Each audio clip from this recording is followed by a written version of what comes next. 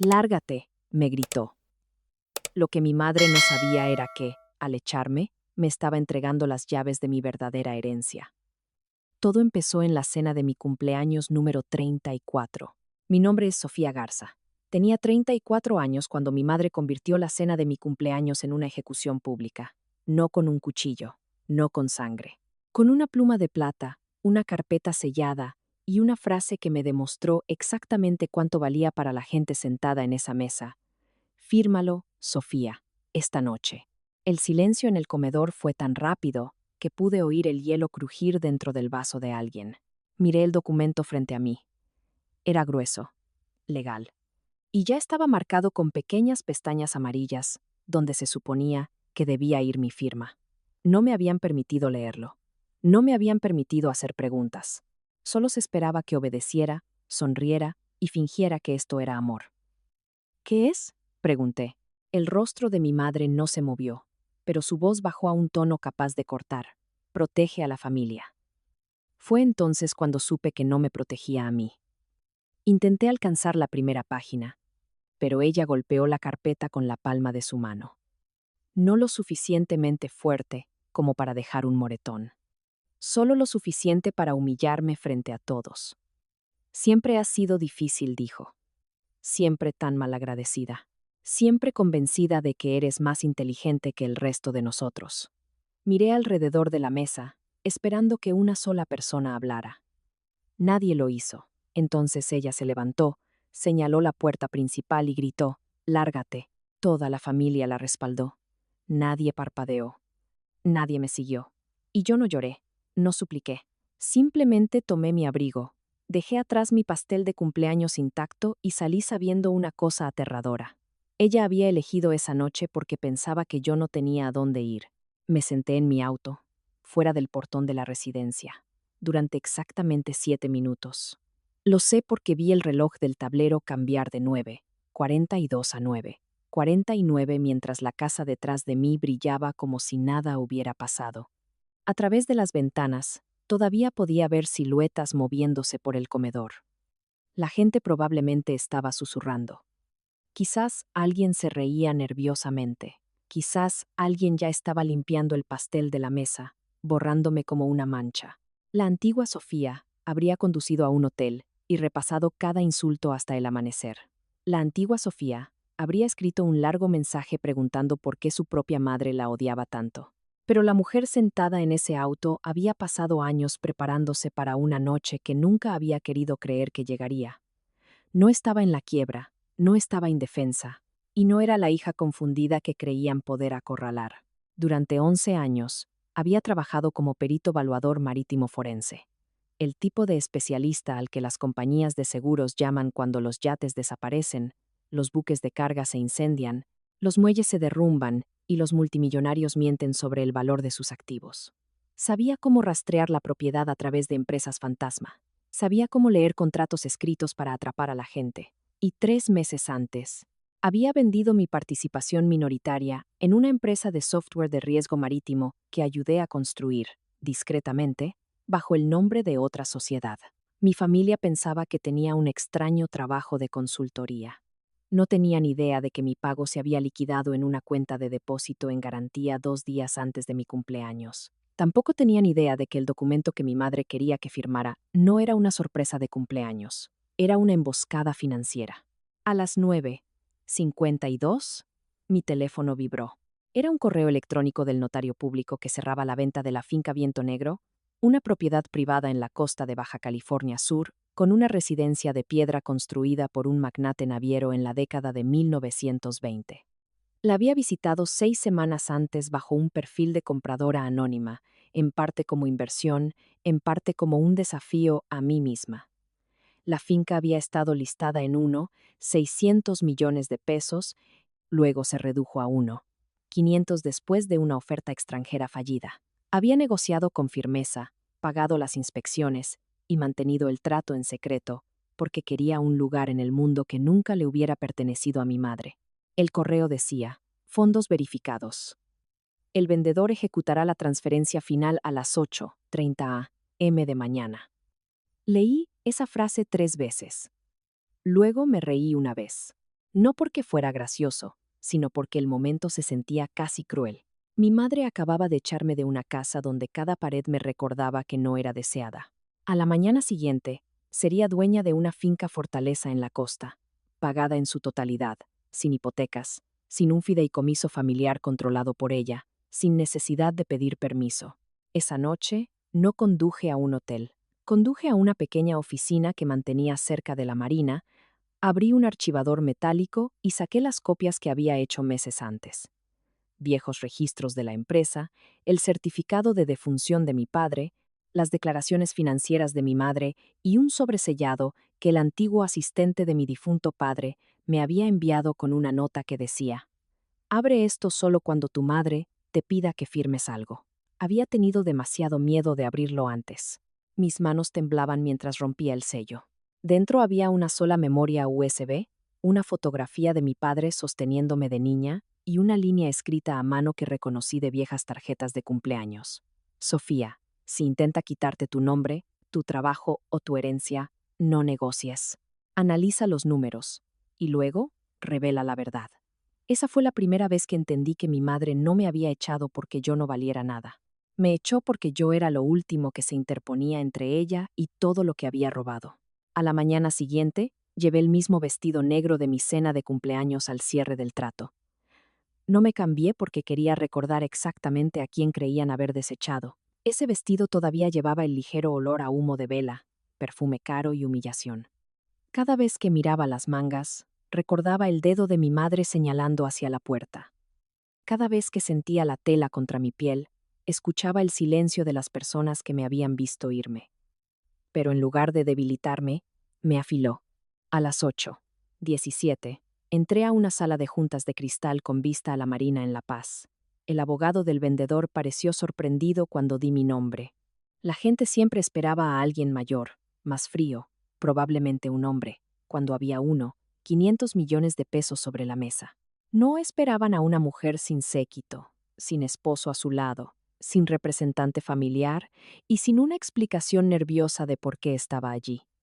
Coloqué mi identificación sobre la mesa, me senté y firmé cada página lentamente, sin dramatismo, sin temblar, solo con cuidado, de la misma manera que había aprendido a firmar informes que podían decidir si una empresa sobrevivía o colapsaba. A las 8:46, llegó la confirmación final de la transferencia. A las 8:51, la escritura fue registrada. A las 8:54, la finca Viento Negro se convirtió en mía. El abogado deslizó la carpeta final hacia mí y dijo: «Felicidades, señorita Garza». Por un segundo, la habitación se volvió demasiado silenciosa. Había escuchado mi apellido usado como una advertencia, una marca, una carga, un arma. Esa mañana, por primera vez, sonó como propiedad. La residencia principal se alzaba sobre una península de roca negra a 12 minutos en lancha de la costa, con un muelle privado, una estación meteorológica, 6 cabañas de huéspedes, un faro, un cobertizo para botes, túneles de almacenamiento subterráneos y una casa construida con granito tan oscuro que parecía azul bajo las nubes de tormenta. Era absurdo, era hermoso. No era una compra de fantasía hecha por desamor. Era una fortaleza, un activo comercial, un centro de retiros en potencia y, lo más importante, un domicilio legal que nadie en mi familia controlaba. Cuando pisé el muelle, el administrador de la finca me estaba esperando. Su nombre era Elías Ramos, 61 años, exmarina, ojos tranquilos, un pesado abrigo de lana y el tipo de postura que lo hacía parecer como si hasta las tormentas le pidieran permiso antes de cruzar el agua. Me entregó las llaves con ambas manos. «Bienvenida a casa, señorita Garza». Nadie me había dicho esas palabras sin que sonaran como una condición. Casi respondo, pero mi teléfono sonó. Mi madre. Dejé que se fuera al buzón de voz. Luego mi hermano mayor. Luego mi primo. Luego un número privado. Para el mediodía, tenía 30 y 2 llamadas perdidas, 11 mensajes de voz y un mensaje de texto de mi madre. «Me avergonzaste anoche. Regresa a casa antes de que esto empeore». No un «¿Estás bien?». No un «Lo siento». Ni siquiera un «¿Dónde estás?». Regresa a casa antes de que esto empeore. Le mostré el mensaje a Elías porque necesitaba un testigo para probar que no estaba imaginando la crueldad. Lo leyó una vez y me devolvió el teléfono. La gente que usa la palabra hogar como una correa odia cuando aprendes a abrir candados. Esa fue la primera vez que confié en él. Durante los siguientes días, aprendí los ritmos de la propiedad. El sistema de generadores necesitaba mejoras. El viejo invernadero tenía vidrios rotos. El faro no se había utilizado para visitas en años.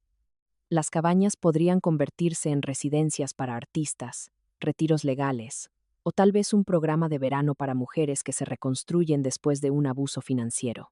Cada habitación me daba una idea. Cada gabinete cerrado me hacía preguntarme qué había tenido demasiado miedo de abrir en mi propia vida. Pero la paz no llegó limpiamente. Vino en fragmentos, entre amenazas. Mi madre comenzó a enviar mensajes a través de parientes, cada uno disfrazado de preocupación. Estás siendo impulsiva. No puedes manejar una propiedad como esa. Todos están preocupados por tu estado mental. Esas frases no eran al azar, eran lenguaje legal. Estaba construyendo una narrativa de que yo era inestable. Para la tercera noche, un primo me envió un mensaje de voz diciendo que mi madre estaba considerando opciones porque mi comportamiento se había vuelto alarmante. Lo escuché 2 veces y luego lo reenvié a la bandeja de entrada temporal de mi abogada, sin responder. Fue entonces cuando me di cuenta de que el documento que había intentado obligarme a firmar probablemente le daba autoridad sobre mis bienes. Quizás incluso mis decisiones médicas. Quizás incluso las ganancias de mi empresa. La pregunta que me mantuvo despierta no era por qué quería el control, era cuánto tiempo llevaba planeándolo. En la cuarta noche, mientras la lluvia golpeaba las ventanas de la casa, Elías tocó la puerta de la biblioteca y me entregó una carpeta de mantenimiento de los dueños anteriores. Encontré algo detrás de un panel falso en el cuarto de archivos, dijo. Dentro de la carpeta había un mapa de la propiedad, pero escondida detrás había una copia de un antiguo registro de visitantes.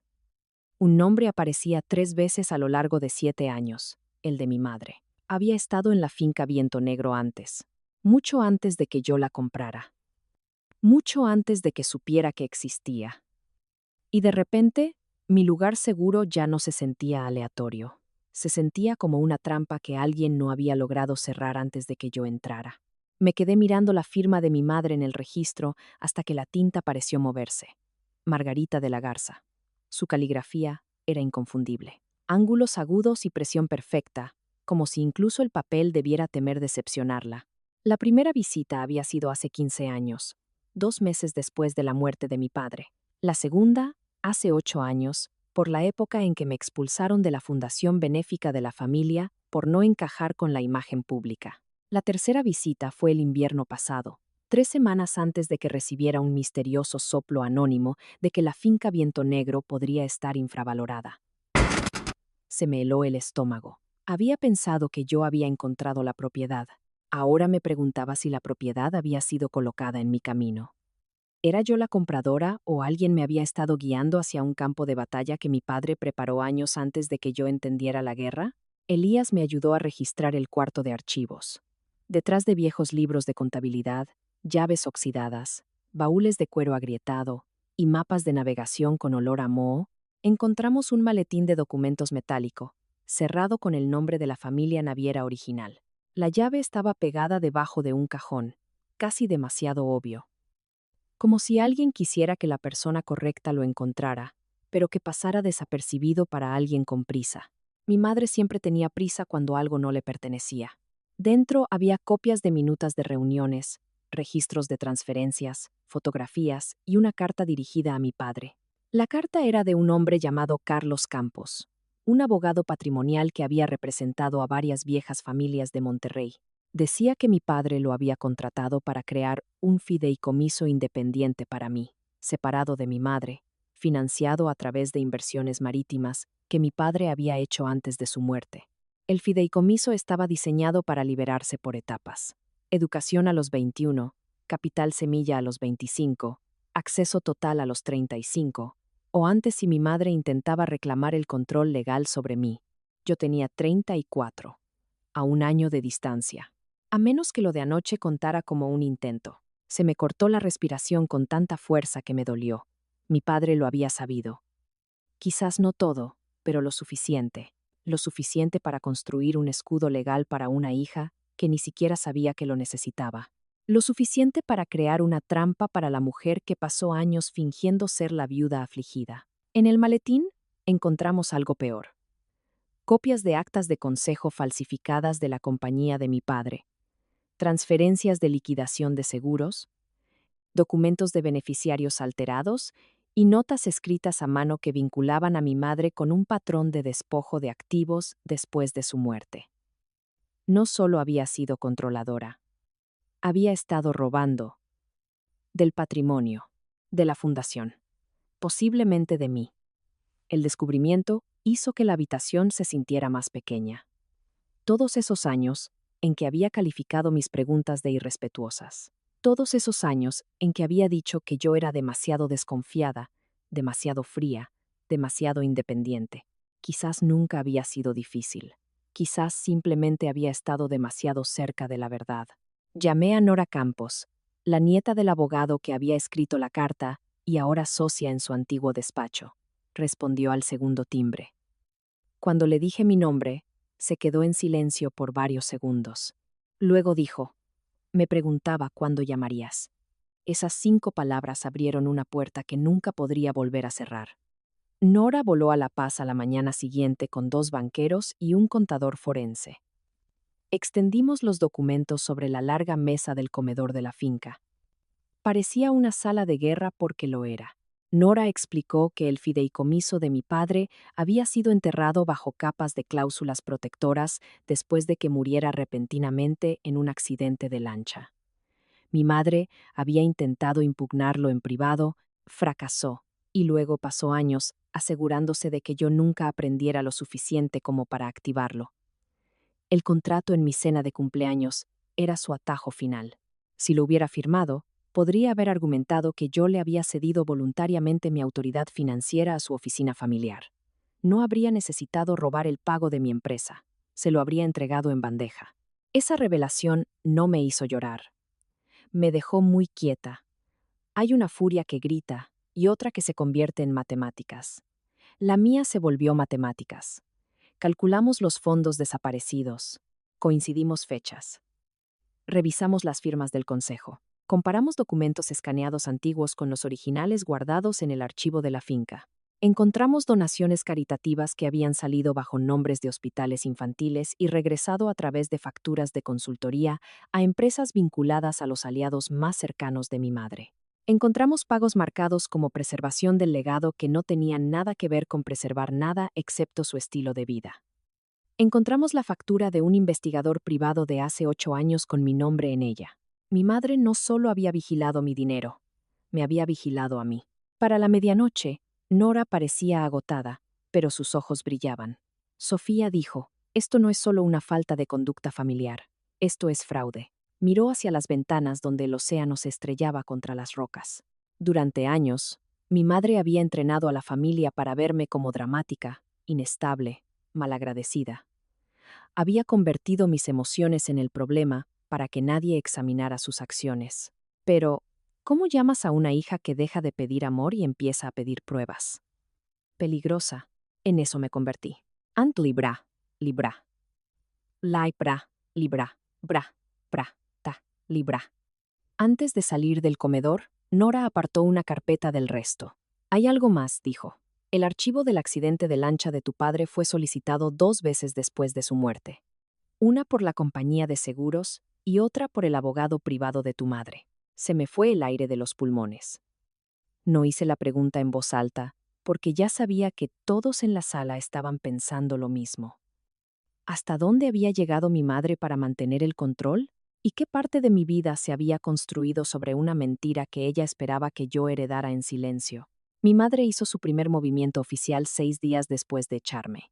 La demanda llegó por mensajería a la finca Viento Negro en un sobrecolor crema con mi nombre completo escrito en mayúsculas. Hasta el papel parecía lo suficientemente caro como para insultarme. Dentro, sus abogados afirmaban que sufría de inestabilidad emocional aguda, que mi compra de una finca costera demostraba un juicio imprudente y que mi familia buscaba la supervisión temporal de mis finanzas para mi protección.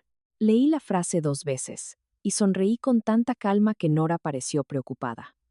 Ella cree que la finca te hace ver irracional, dijo Nora. Entonces haremos que la finca tenga sentido, respondí. Esa tarde, no publicamos nada. No despotricamos. No publicamos frases vagas en redes sociales. No le dimos a mi madre la satisfacción de verme defenderme emocionalmente. Construimos una respuesta tan precisa que podría desangrarla. Nora presentó pruebas de que la compra de la finca se había planeado semanas antes de la cena de cumpleaños, respaldada por informes de inspección, memorandos de valoración, confirmaciones bancarias, documentos de planificación fiscal, ingresos operativos proyectados y notas de inversión que mostraban que la propiedad podría convertirse en un rentable centro de retiro y preservación. Mi contador forense produjo un rastro de papel limpio para cada peso. Mi médico proporcionó una declaración confirmando que estaba competente, sana y sin ninguna incapacidad. Un ex socio comercial presentó una declaración describiéndome como metódica, consciente del riesgo y financieramente conservadora, hasta el punto de la irritación. Esa línea me hizo reír por primera vez en días. Luego adjuntamos la única cosa que mi madre no sabía que teníamos, el audio de la cena de cumpleaños. No lo había grabado a propósito. Mi teléfono había estado sobre la mesa porque esperaba una llamada del notario, y la grabadora de voz había quedado abierta de una nota de trabajo de ese mismo día. Capturó todo: su exigencia, su negativa a dejarme leer el contrato, su grito, el silencio de la familia, el sonido de mi silla deslizándose hacia atrás mientras me iba. Nora lo escuchó una vez, se quitó las gafas y dijo: «Esto cambia el tono por completo». Pero yo no quería solo una victoria legal, quería la verdad con testigos. Así que invitamos al Consejo de la Fundación a 2 periodistas especializados en fraude de organizaciones sin fines de lucro y a varios miembros de la familia a una reunión de aclaración privada en un salón de conferencias de un hotel en Monterrey. La invitación estaba redactada con la suficiente cortesía como para que mi madre no pudiera negarse sin parecer culpable. Mi madre llegó vestida de blanco invierno, perlas en el cuello, sonriendo como una mujer que asiste a un almuerzo de caridad. Esperaba a una hija debilitada. Encontró pantallas de proyector, carpetas, abogados, auditores y a mí, de pie al frente de la sala con un traje sastre azul marino. Por primera vez en mi vida, no me sentí pequeña a su lado. No me sentí como su hija decepcionante. Me sentí como un testigo convocado por la verdad. «Esta reunión está siendo grabada», anunció Nora. La sonrisa de mi madre se tensó. «Sofía, esto es innecesario», dijo. «Los asuntos familiares deben permanecer privados». Ahí estaba. La frase que la gente usa cuando la privacidad significa protección para los culpables. Hice clic en el control remoto. La primera diapositiva mostraba el documento que había intentado hacerme firmar. La segunda mostraba la cláusula que otorgaba a su oficina familiar autoridad de emergencia sobre mis bienes. La tercera mostraba la fecha de pago de mi empresa. Un murmullo recorrió la sala. Mi hermano mayor se removió en su silla. El rostro de mi tía perdió todo color. Luego Nora reprodujo el audio. La voz de mi madre llenó los altavoces. «Fírmalo, Sofía, esta noche. Luego, lárgate».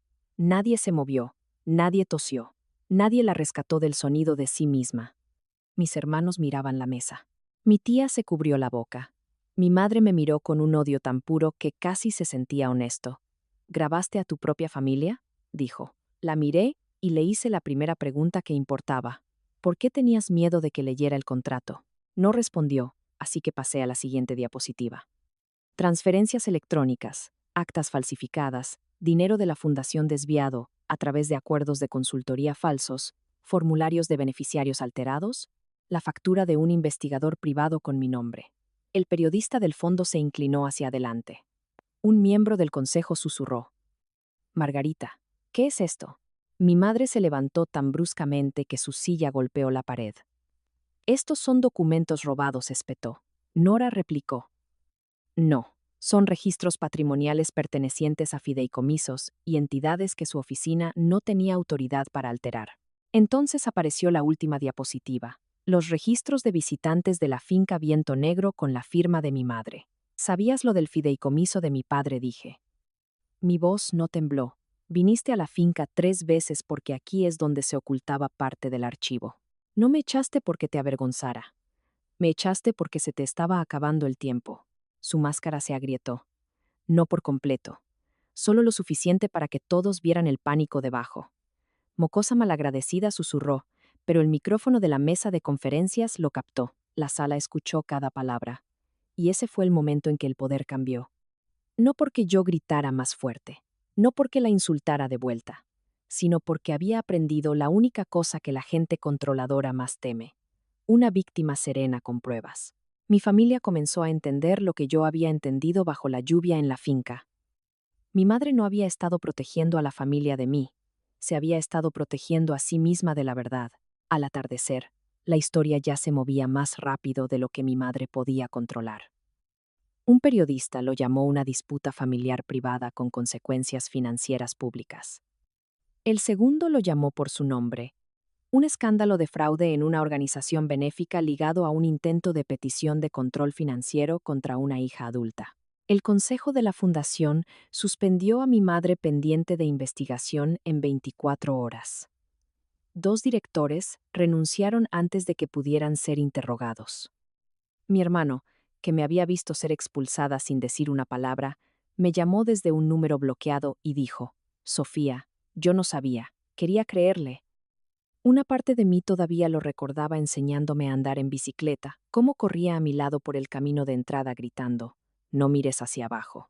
Pero otra parte de mí recordaba sus ojos en la mesa de cumpleaños, bajos mientras nuestra madre señalaba la puerta. No sabías porque era más cómodo no saber, dije, y colgué. La audiencia judicial sobre la petición de mi madre se convirtió en su primera humillación pública. Sus abogados argumentaron que mi compra era irracional. Nora respondió con informes de valoración que mostraban que la finca estaba subvaluada en casi un 12% debido a la presión de liquidez del vendedor y que mi conversión planificada de las cabañas en un centro de retiro de alta gama generaría ingresos significativos.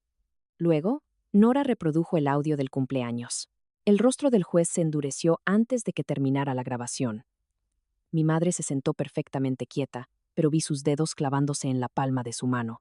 Cuando Nora presentó los documentos falsificados, la jueza no dictaminó sobre asuntos penales, pero sí denegó la petición de mi madre de inmediato y remitió varias pruebas para su revisión por parte de la Fiscalía General. Esa fue la primera grieta oficial. La segunda llegó 3 días después, cuando el aliado más cercano de mi madre en la fundación acordó cooperar.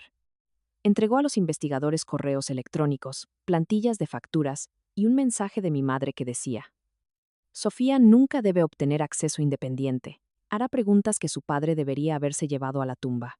Cuando Nora me mostró esa línea, algo dentro de mí se silenció. Mi padre había muerto en un accidente de lancha. Durante años, acepté ese duelo como una puerta cerrada. Ahora, la puerta tenía una sombra debajo. Le pregunté a Nora si podíamos probar que mi madre tuvo algo que ver con su muerte. Ella fue cautelosa. No con esto, todavía no. Pero podemos probar que se benefició de las consecuencias y ocultó activos patrimoniales materiales. Eso tenía que ser suficiente por ahora. Las historias de venganza hacen pensar que la satisfacción proviene de gritarle a alguien en la cara. No es así. La verdadera satisfacción es ver a la persona que construyó un trono de mentiras descubrir que cada documento tiene una fecha, cada transferencia tiene un destino, y cada testigo finalmente se cansa de ser utilizado. Mi madre perdió su puesto en el consejo. Luego, su membresía en el club social fue suspendida. Luego, el ala del hospital que había intentado nombrar en su honor suspendió la ceremonia de dedicación. Luego, los bancos congelaron varias cuentas vinculadas a las entidades en disputa. La casa familiar en San Pedro, la misma casa de la que me había ordenado salir, se convirtió en garantía en una acción de recuperación civil. Me llamó una vez después de eso. Respondí porque quería escuchar cómo sonaba una mujer como ella sin audiencia. Estás destruyendo a esta familia, dijo. Yo estaba en la biblioteca de la finca, mirando la fotografía de mi padre en el escritorio. No dije. Estoy documentando quién ya lo hizo. Respiró con fuerza al teléfono. ¿Crees que esa propiedad te hace intocable? No dije. La verdad sí. Por una vez, no tuvo respuesta. Su arresto no ocurrió como en las películas, sin gritos dramáticos, sin policías arrastrándola por escaleras de mármol mientras las cámaras destellaban. Sucedió en silencio a las 7:10 de un martes por la mañana, cuando agentes ministeriales le presentaron cargos relacionados con fraude electrónico, falsificación de registros de organizaciones sin fines de lucro e intento de control ilícito de activos patrimoniales. Las imágenes posteriores la mostraron usando gafas de sol, sosteniendo su abrigo cerrado en la garganta, negándose a mirar a los reporteros. Mi hermano llegó a un acuerdo por participación menor después de admitir que había firmado documentos que nunca leyó. Mi tía renunció a todos los consejos en los que participaba. Primos que una vez me llamaron inestable comenzaron a enviar disculpas que sonaban a borradores legales. No respondí a la mayoría. Lo más extraño no fue su traición. Fue la rapidez con la que querían el perdón una vez que la lealtad se volvió costosa. 6 meses después de que mi madre gritara, «Lárgate», yo estaba en el faro renovado de la finca Viento Negro, viendo a 24 mujeres llegar en ferry para el primer retiro organizado por el Fondo de Recuperación Independiente Garza. Lo había llamado Garza, no por mi madre, ni siquiera enteramente por mi padre, sino por la versión de mí misma, que había sobrevivido a ese nombre el tiempo suficiente para redefinirlo. El fondo ofrecía educación legal, talleres de alfabetización financiera, planificación de emergencias y salas tranquilas donde las mujeres podían decir en voz alta lo que sus familias las habían entrenado para ocultar. Algunas habían sido controladas por sus cónyuges, otras por sus padres, otras por hijos adultos que trataban la herencia como un arma. Ninguna de ellas necesitaba una fortaleza para ser libre, pero por un fin de semana pudieron estar dentro de una y recordar que las puertas cerradas pueden abrirse. Elías dirigía las operaciones de la finca con la calma precisión de un capitán de barco. Nora se quedó como asesora legal del fondo. Las cabañas se llenaron de maestras, enfermeras, artistas, contadoras y madres que habían olvidado que se les permitía desear algo para sí mismas. En la primera noche, les conté una versión suavizada de mi historia, no porque quisiera lástima, sino porque el silencio es donde a la manipulación le crecen los dientes. Les dije que la noche que me echaron, mi familia pensó que la humillación me encogería. En cambio, me clarificó. Les dije que el dinero no me salvó por sí solo. La evidencia me salvó. La preparación me salvó. Una abogada honesta, un testigo firme, un sobre sin abrir y la decisión de no volver arrastrándome me salvaron. El caso de mi madre continuó durante meses. Finalmente se declaró culpable de varios delitos financieros para evitar un juicio más largo. Perdió la casa de San Pedro, la mayor parte de su fortuna personal y la identidad pública que había pulido durante 30 años. Las páginas de sociales dejaron de llamarla filántropa. Los documentos judiciales la llamaban la acusada. Pensé que eso me haría sentir victoriosa cada mañana. No fue así. Algunas mañanas, todavía extraño a la madre que desearía que hubiera sido. Extraño a una mujer que nunca existió, excepto en mi esperanza. Ese fue el duelo final, y quizás el más difícil, porque cuando alguien cruel finalmente cae, todavía tienes que vivir con el espacio vacío donde debería haber habido amor. Mi hermano vino a la finca una vez que todo se calmó. Se veía mayor, más pequeño, menos seguro de que el encanto pudiera salvarlo. Se disculpó sin excusas esta vez. No lo abracé, tampoco le cerré la puerta en la cara. Le dije que el perdón no era un interruptor que pudiera accionar para hacerlo sentir cómodo. Era un camino, y no había decidido si se le permitía caminarlo conmigo. Él asintió. Por una vez, aceptó una respuesta que no le servía. Eso se sintió como un progreso. En mi cumpleaños número 35, abrí la porción final del fideicomiso de mi padre. Nora me entregó los documentos en el mismo comedor de la finca donde una vez habíamos desplegado las pruebas de los crímenes de mi madre. También había una última carta de él. Era corta. Sofía, no puedo elegir tu vida por ti. Solo puedo dejarte herramientas. Confía en tu mente. Protege tu nombre. Construye un lugar seguro, pero no te conviertas en piedra para sobrevivir a la piedra. Leí esa línea muchas veces. No te conviertas en piedra para sobrevivir a la piedra. Así que no lo hice. Convertí la finca en un lugar con puertas abiertas, límites claros y registros que nadie podría reescribir en secreto. Guardé el vestido de cumpleaños en una vitrina en mi oficina, no porque adore el dolor, sino porque respeto las pruebas. Cada vez que alguien preguntaba por qué una mujer compraría una propiedad de 500 millones de pesos la mañana después de ser echada por su propia madre, les daba primero la respuesta simple, porque podía. Luego les daba la respuesta real, porque a veces la puerta por la que te arrojan se convierte en la frontera entre la vida que controlaban y la vida que nunca más podrán tocar. Y si estás escuchando esto atrapada en una mesa donde todos esperan que firmes para renunciar a tu voz, recuerda esto. La familia no se demuestra con sangre, apellidos, fotos de Navidad o las personas que aplauden cuando alguien poderoso te humilla.